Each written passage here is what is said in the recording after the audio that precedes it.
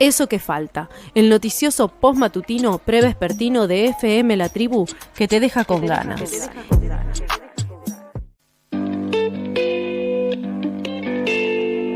La Secretaría de Trabajo de la Nación dictó la semana pasada una conciliación obligatoria en el conflicto y paro de trabajadores aceiteros que mantuvo paralizada la actividad desde el martes de la semana pasada. Estamos en comunicación con Daniel Jofra, él es titular de la Federación de Aceiteros. Hola Daniel, te saluda Emilia al aire de La Tribu. ¿Cómo estás?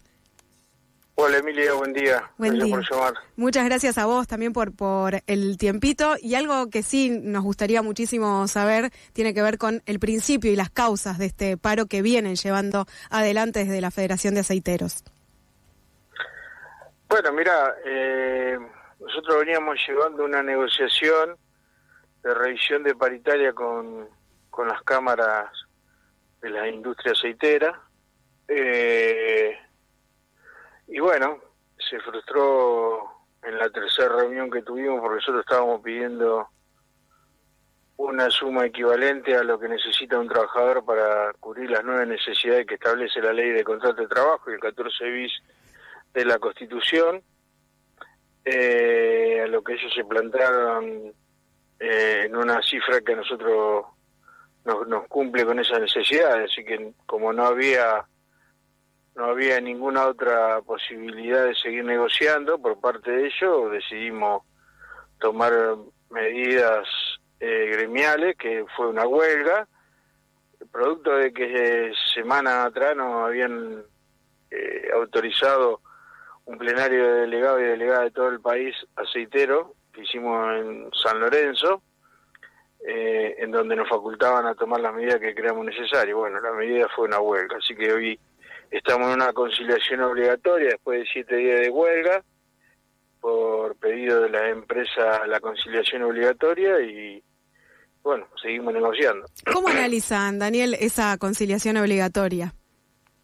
¿Cómo? ¿Cómo analizan, cómo tomaron también esta conciliación obligatoria y también qué sucedió, ¿no?, desde que se dictó la conciliación hasta hoy? Y bueno, la conciliación obligatoria, mirá, hubo dos acontecimientos similares. Uh-huh.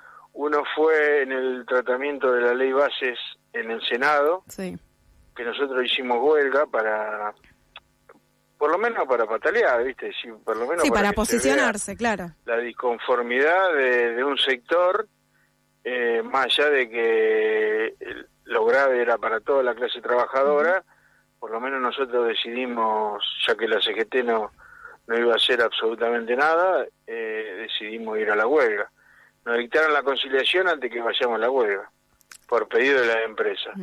Esta vez fuimos a la huelga y nos dictaron la conciliación. Se ve que consideramos que fue una especulación por parte de las empresas para lograr $1 a 1.800, que era lo que estaban pidiendo y que lo habían hecho público ellos, y una rebaja o una quita de retenciones,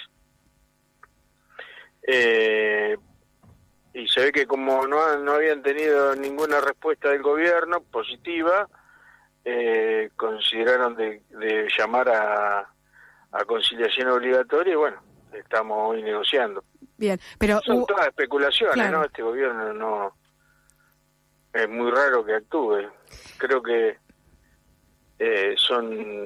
actúan generalmente con organizaciones que están debilitadas, ¿no? Que no han hecho un buen laburo estos últimos años, y bueno, están en un momento hoy en donde en desigualdad de condiciones, no solamente ante la patronal, sino ante el gobierno. Claro. Hay algo que obviamente en estas semanas de lucha que ustedes vienen llevando adelante, bueno, diferentes integrantes de la Cámara de la Industria Aceitera salieron a hablar, ¿no?, en declaraciones públicas. Uno de ellos fue Gustavo Idígoras. En una entrevista con Alejandro Berkovich dijo, y cito textual: "Lo que piden los aceiteros está muy arriba de la expectativa inflacionaria". Y esto lo dijo Idígoras, pero también salieron diferentes, ¿no?, referentes dentro de la Cámara Aceitera a decir cosas similares. Obviamente un poco tratando de desactivar estas jornadas de lucha que viene llevando adelante, pero también bueno, llevándolo a un terreno de, bueno, piden más de lo que el resto de los sectores obtuvieron, que también es bastante interesante analizar esto en términos de posicionamiento público, ¿no? Sí, en realidad nosotros no somos el sector de los maestros, que sí hay una influencia del sector de la sociedad que desprecia la lucha, ¿no? Entonces no tenemos esa presión. Por parte de las patronales nos llama la atención porque no van a decir nunca, igual que los gobiernos de turno, nunca van a decir que una huelga es coherente o es necesaria, o siempre estigmatizan la lucha obrera, porque no es el problema cuánto cobramos, sino que luchemos. Entonces, si vos mañana, bueno, pasa en el otro extremo de la sociedad, los movimientos sociales, que están en unas condiciones de pobreza extrema y cortan la 9 de julio y se quejan por eso. Sí. O sea, no pasa por cuánto cobramos hoy los aceiteros o los bancarios o a todos aquellos que tienen buenos salarios, sino el problema de la incultura que hay hacia la clase trabajadora. Nosotros nunca peleamos por la inflación. Eso lo dijo una vez el gobierno y ellos se agarran de eso, pero es muy débil el argumento de ellos. Primero tendrían que ver si pueden pagar lo que nosotros estamos pidiendo. Entonces, ahí, con los números sobre la mesa, podríamos hablar de todo, ¿no? Claro. De lo que ellos le aportan al país, de lo que fugan, de un montón de situaciones que en realidad nosotros lo único que queremos es cumplir con esas 9 necesidades que establece la ley de contrato de trabajo y el 14 bis. Nosotros no hacemos bicicleta financiera, no nos llevamos los lingotes afuera, no tenemos cuenta offshore afuera, o sea, hay una diferencia abismal entre los empresarios y los obreros de nuestro país. El problema es que a nosotros nos quieren hacer creer o nos quieren convencer de que tenemos que ser pobres trabajando, cuando vos hace 50 años atrás buscaba trabajo para dejar de serlo. Entonces, bueno, nosotros damos la lucha, esa es la diferencia que hay con algunas organizaciones que son responsables del 55% de pobreza que hay en nuestro país, el 40% son trabajadores registrados, y se hacen bien la boluda a la hora de responder por qué sus trabajadores son pobres. Y quieren estigmatizar esta lucha diciendo de que nosotros estamos en un sector donde las empresas multinacionales le pueden pagar. Y eso no es verdad, porque nosotros tenemos un montón de empresas que son chicas, que están en el interior del país, que no tienen puerto, que no exportan y pagan igual el salario, que paga Dreyfus, que paga Coco, que paga Viterra, que paga Bunge, que paga Cargill. O sea, hay que empezar a entender de que los trabajadores tienen que ser conscientes de cuánto tienen que ganar. Después depende de la lucha. Si vos vas a ver cuánto vas a tener que cobrar para vivir dignamente y no querer luchar, no es un problema de los aceiteros. Es decir, los empresarios nunca van a estar a favor de la huelga, ni los gobiernos de turno. Es decir, este gobierno apoyaba todas las marchas, todas las huelgas que hacían lo de la CGT, y se enganchaban en todo, en cualquier movimiento se enganchaban, ¿no? Y están totalmente desconformes. Esto siempre pasó así. Los del campo salieron a decir que íbamos a desabastecer el país. Hacía 2 días y medio de paro, nos faltaban todavía 77 días y medio para llegar a lo que ellos hicieron, 100 días de huelga. Y sin embargo nadie dice nada. O sea, pero insisto en esto, yo no pretendo de que ese sector que nos critica esté a favor de los trabajadores. Yo lo que pretendo es de que los trabajadores sean conscientes de cuánto tienen que cobrar para vivir dignamente y qué es lo que tienen que hacer para lograrlo, ¿me entendés? ¿Y qué es lo que tienen que hacer para lograrlo? Luchar, hacer huelga, no hay otra forma, no hay otra manera de buscar. Primero tienen que saber, tienen que ser conscientes. Nosotros hacemos un estudio de hace 20 años del salario mínimo vital y móvil, en donde vos tenés que garantizarle a los trabajadores con el sueldo mínimo, el de peón, alimentación adecuada, vivienda digna, educación, salud, esparcimiento, vestimenta, transporte, previsión y vacaciones. O sea, esas 9 necesidades tienen un valor que lo da el INDEC, no lo damos nosotros. Lo único que hacemos es una proyección y ese valor hoy da, a partir del 1 de julio, hoy da más, 1.550.000 pesos, ¿no es cierto? Sí. Entonces, ese salario no es solamente para los aceiteros que supuestamente lo pueden pagar, sino que te corresponde a vos, le corresponde a un empleado público, le corresponde a un maestro, a cualquiera, a cualquier sector, porque es lo que vos necesitás para vivir en este país. Entonces, el segundo paso que vos tenés que dar, y tenés que tener la lucha. Si vos vas a ir a pedir algo, como hace la CGT, para irse con los bolsillos vacíos, y no encarar un plan de lucha con todo lo que está pasando, y no vayas, ¿viste? Llorá por lo menos, quedate ahí gritando, pero no vayas a hacer nada, porque los patrones no te dan. Nosotros trabajamos, no te dan de corazonada. Nosotros trabajamos en los años 90, yo entré en el año 92 en Dreyfus, y cobrábamos un salario de hambre, en donde teníamos que vivir adentro haciendo hora extra para poder sobrevivir afuera. Y esa es la situación de muchísimos trabajadores en nuestro país. Bueno, hay que cambiar esa mentalidad y salir a luchar, no queda otra alternativa. Hay algo de lo que venís diciendo también, recién te posicionaste un poco sobre lo que sucedió con la ley bases, ¿no? Porque ahí también hay un avance, ¿no? Unas posibles reformas laborales que cada vez avanzan más y efectivamente, sí, como todo parece ser, van a ser factibles esas reformas, sumado esto también a la vuelta del impuesto a las ganancias, ¿no? Entonces ahí sí te pido si te dan ganas de hacer un análisis sobre esta avanzada vinculada a la reforma laboral que se aprobó en la ley bases y además en la vuelta de las ganancias, específicamente analizando en la pata de aceiteros, ¿no? Cómo influye cómo impacta este impuesto de las ganancias en el sector.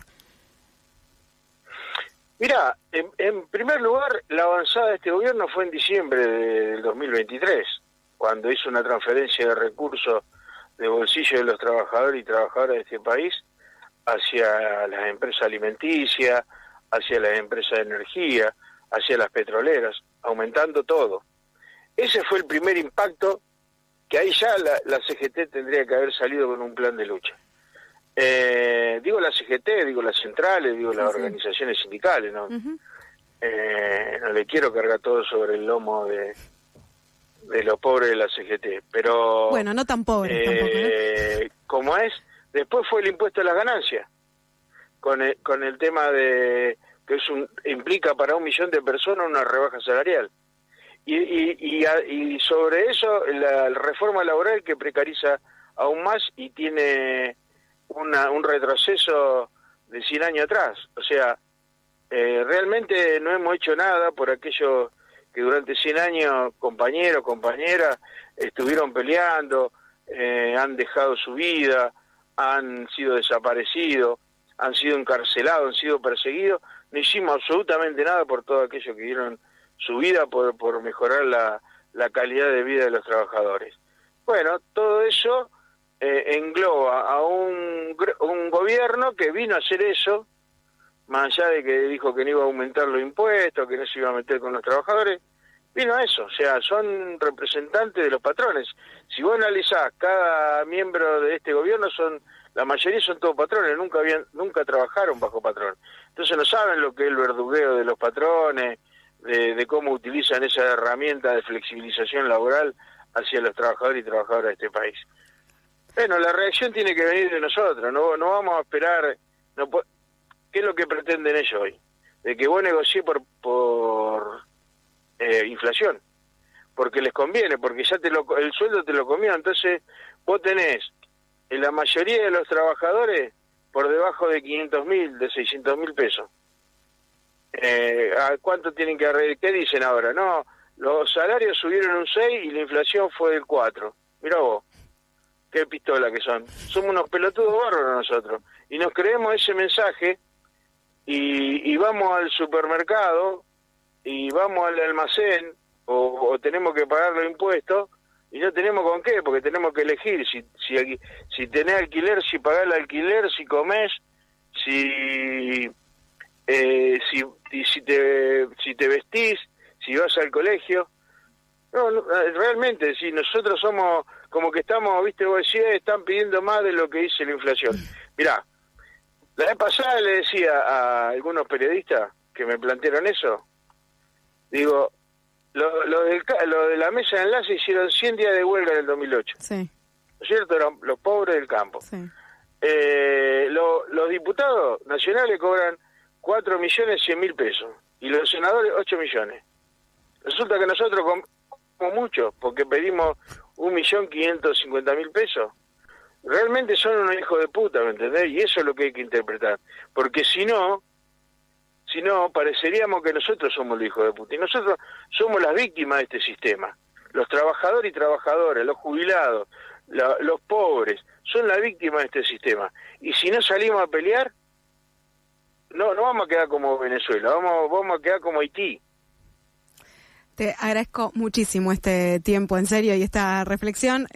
Seguiremos en contacto porque también nos interesa saber cómo seguirán ustedes desde Aceiteros luego de que termine esta conciliación obligatoria, ¿no?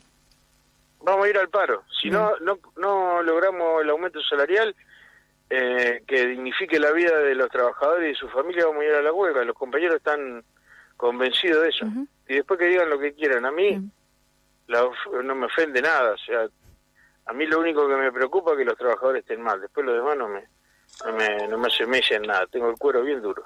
Daniel, muchísimas gracias en serio por este tiempo y seguiremos en contacto. Gracias. Un abrazo grande. Abrazo. Chao. Pasó Daniel Jofra, él es el titular de la Federación de Aceiteros, charlando un poco sobre las jornadas de luchas que vienen manteniendo desde diferentes sectores de aceiteros y sobre todo la conciliación obligatoria que dictó la semana pasada la Secretaría de Trabajo y cómo seguirán también en adelante.